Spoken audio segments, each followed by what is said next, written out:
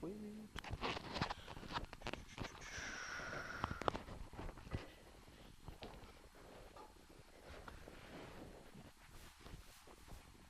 How y'all doing today? First off, I want to thank you for coming out and wasting your beautiful God-given hours to come hear me give a rambling speech that probably will not be funny at all, but I'll give it a try. I will. So I want to talk to you today about a little thing that happened this summer for me.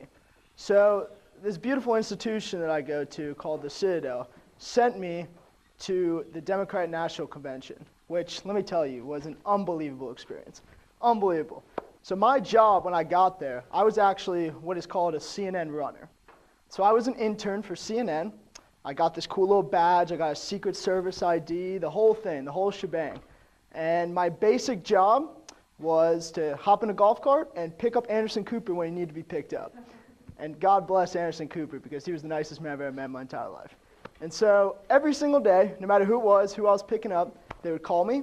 They'd say, hey, I need you to pick me up. I need a ride.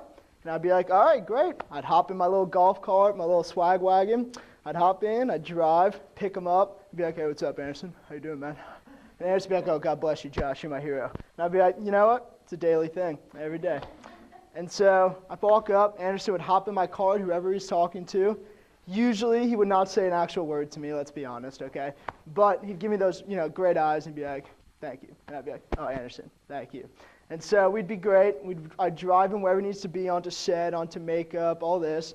And, we'd go about our days, and I'd do that for 10 hours a day, loving life.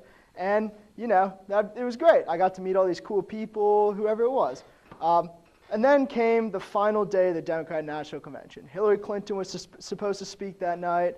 Everybody, hands on deck, all hands on deck, just insane, crazy. So what happens the moment I get in there? Well, we'll start from the beginning. I walk in. So of course, I take the metro. We're in Philadelphia. I take the metro into the big city. I go to the stadium because that's where they're holding the convention. And so I walk in, and I go through the big security pavilion, gladly.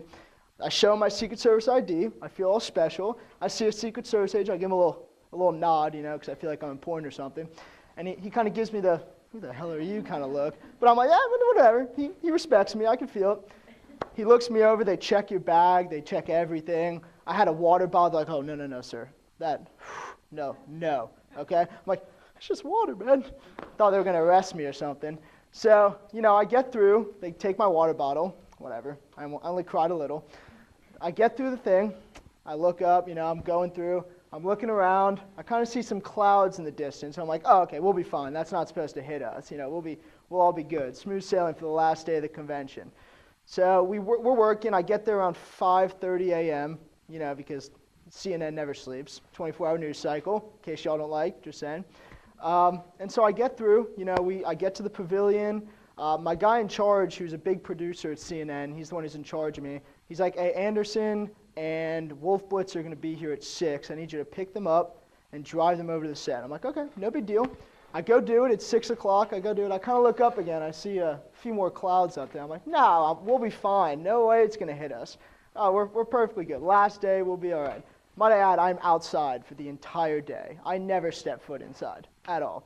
So we're all good. Anderson and Wolf got to their set. I go pick up someone else. I think it was Congressman Debbie Wasserman Schultz, maybe. I pick her up. I take her to set. She's doing an interview. She gives a glorious interview. It's all great. Everyone's happy. And then around 8 o'clock comes, and I'm looking up, and the clouds are really rolling in, and I'm kind of scared over here because I didn't step inside in 2 hours. I know I'd be out here for another solid 8 hours. I'm kind of like, oh, geez, this is not looking good. So I keep on going about my business. I keep on getting calls. I go to pick someone up. I move them somewhere else, and I'm, still a little worried. Around 8:30 comes, and I feel a little sound hit the ground. It's kind of like a splatter. I'm like, oh, what's that? What's going on out there? And I kind of hear another one, and then another, and then another, and then a lot. And I look up. I'm in my golf cart. I'm driving. I'm starting to get hit in the face with water pellets because I'm flying through. And I look up, and maybe 20 feet in front of me, I see what must be a hailstorm. It was a full-on thunder, rain, power, kill me, God. It looked terrible, I'm telling you.